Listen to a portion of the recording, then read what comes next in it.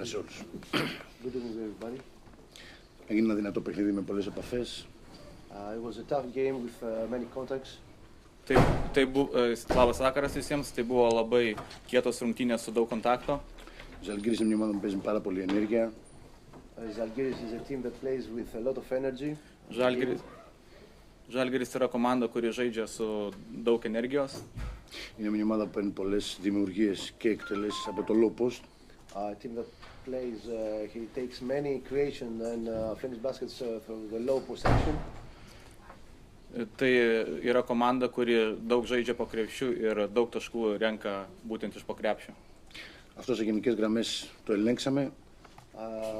Generally, we try and manage to control these. Iš esmės bandėme tai sustabdyti. Ο Ράνι όμως νομίζω ότι καταλυτικό στοιχείο είχε μια τρομερή ευστοχία στα σουτ 3 πόντων και δύσκολα σουτ. But the guys of Žalgiris had tremendous percentages and some difficult shots. Bet Žalgirio žaidėjai metė gan gerų procentų ir pataikė taip pat daug sudėtingų metimų, labai sudėtingų metimų. Συν το γεγονός ότι εμείς είχαμε πολλές άστοχες βολές. Plus the thing that we were not very good percentage shooters on free throws. Taip pat pakenkė faktas, kad šiandien prastai atakavome nuo baudų metimo linijos. Νομίζω ότι αυτά ήταν πιο τα καταλυτικά στοιχεία του παιχνιδιού. These things, coach, that was the keys of the game. Tai buvo esminiai rungtynių dalykai.